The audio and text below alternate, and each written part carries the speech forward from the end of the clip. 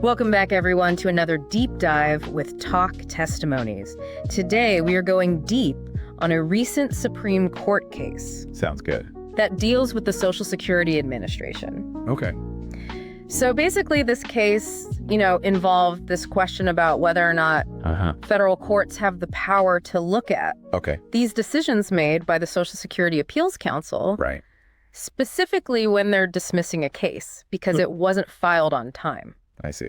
And so the court decided that, yes, those dismissals can actually be reviewed by a federal court. So they kind of overturned the idea that the district court just had to take the appeals council's word for it. Exactly. Without any sort of check. Right. They said there needs to be a chance for a court to look at that. Makes sense. So this whole thing really boils down to how you interpret a certain part of the Social Security Act, right, which talks about judicial review. And there's this key phrase, a final decision after a hearing.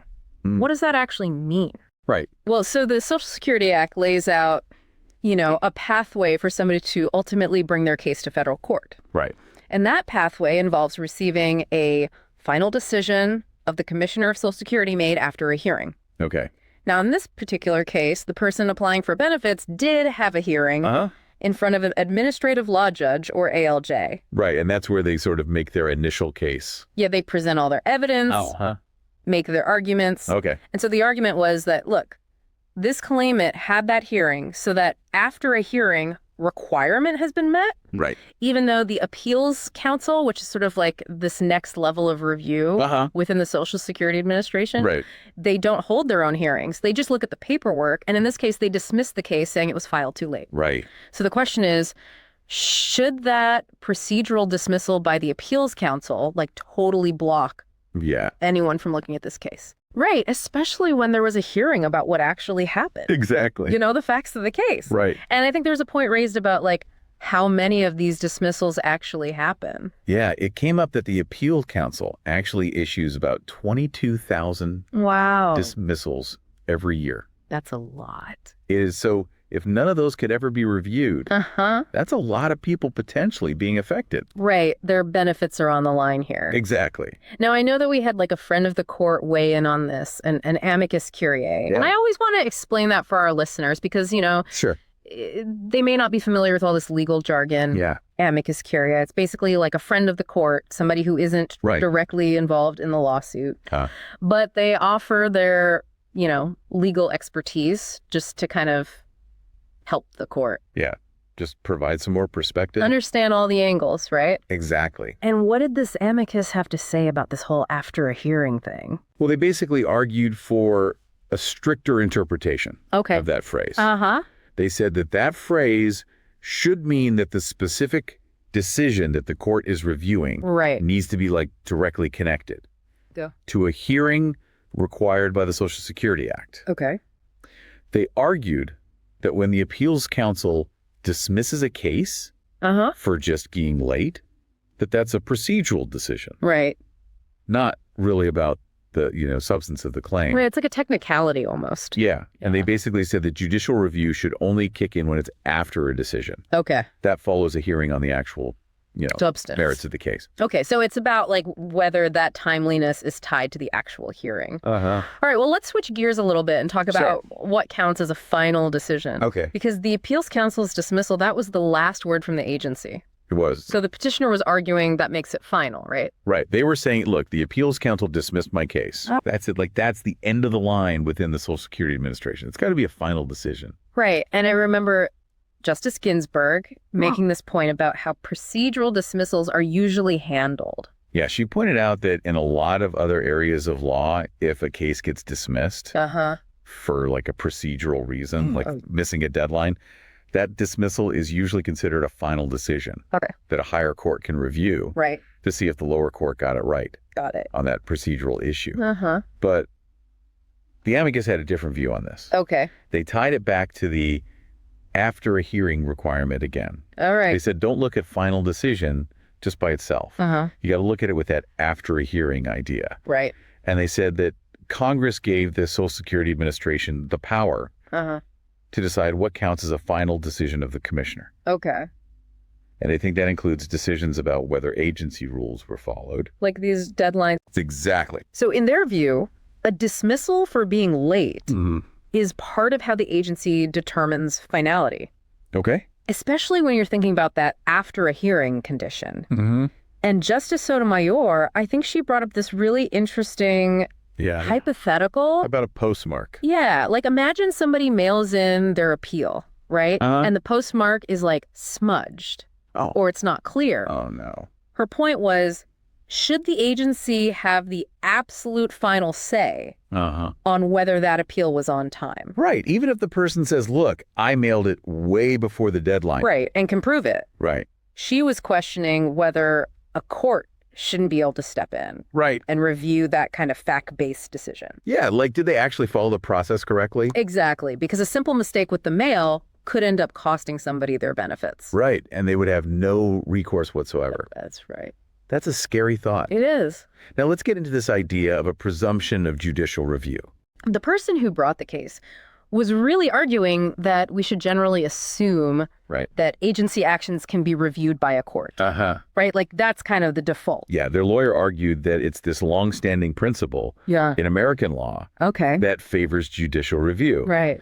And they said that Congress, if they wanted to stop courts from looking at these kinds of dismissals, they would have had to say that very clearly in the law. And they didn't. But Chief Justice Roberts, he kind of pushed back on that a little bit. He suggested that this area, Social Security law, might be different because of another part of the act that actually limits judicial review. Okay, so there's this tension between those two parts of the act. Exactly. So Chief Justice Roberts implied that maybe the usual assumption in favor of review isn't as strong in this situation.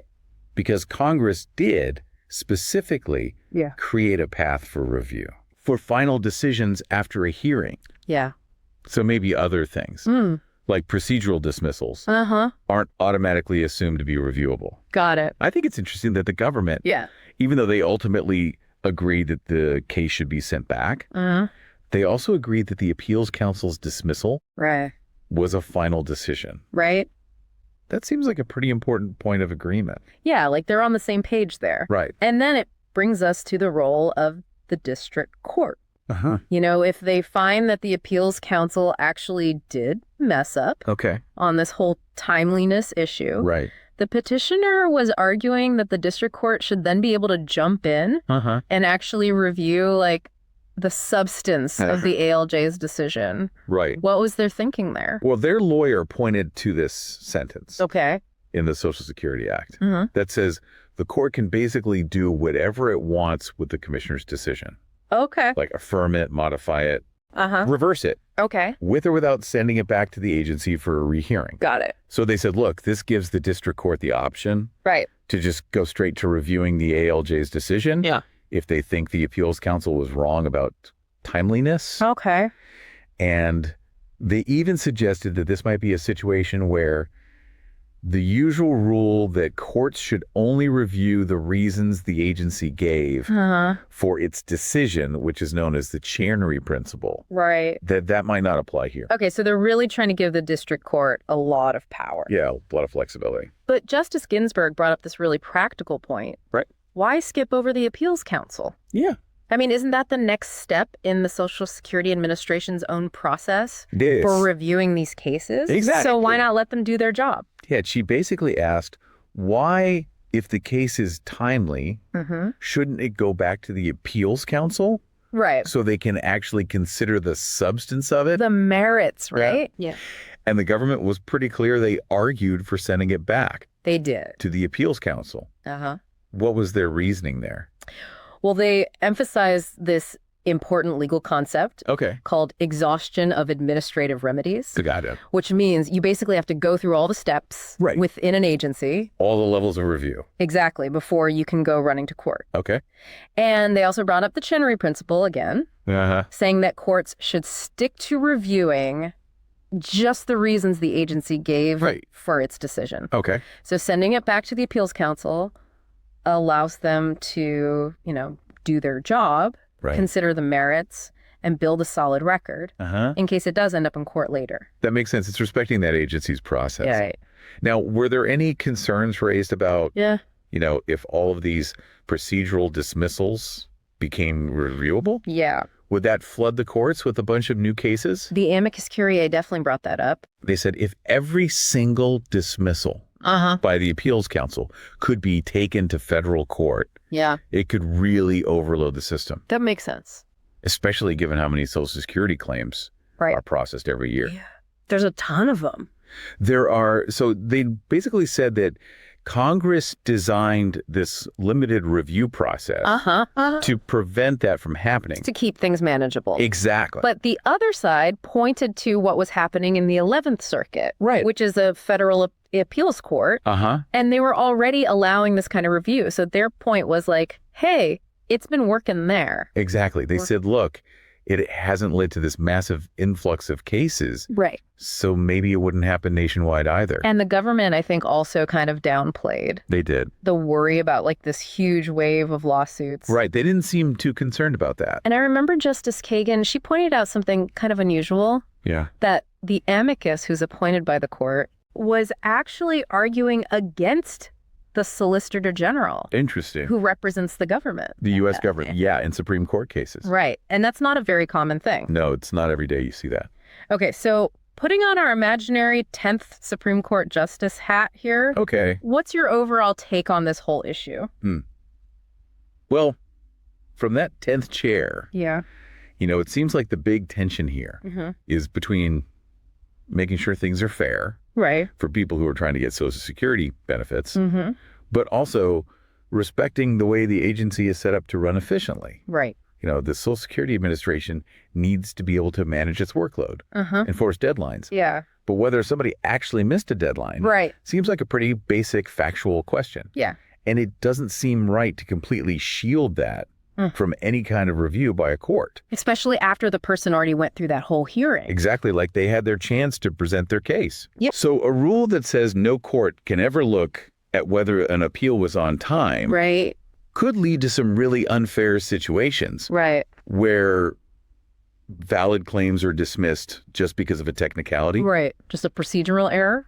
Yeah. But on the flip side, letting a district court just skip ahead to reviewing the ALJ's decision without giving the appeals council a chance to weigh in could also cause problems. Right. It could disrupt the normal process. Yeah. And maybe even overload the courts. Right. So there's a balance to be struck. There is. And I think the Supreme Court's decision to allow review of that timeliness question, while probably expecting that in most cases, if there's an error, it gets sent back to the agency. Right. Seems like a pretty reasonable way to balance those concerns. Yeah, I think it provides some level of oversight without totally upending the system. Exactly. It's a sensible approach. So there you have it. That was our deep dive into this really important Supreme Court case. Oh. We hope you found this breakdown helpful and that you have a better understanding now of what's at stake here. Yeah, this case really shows how tricky it can be to balance access to justice with the need for efficiency in these big government agencies. Right. Like the Social Security Administration. It's a complex issue for sure. It is. So we would love to hear your thoughts on this. Where do you think that balance should be in these types of cases? Yeah. What are the trade-offs? And, maybe even take a look at the actual text of the Social Security Act and that section that we talked about, 4 or 5G, and, see what you think. Until next time, stay informed.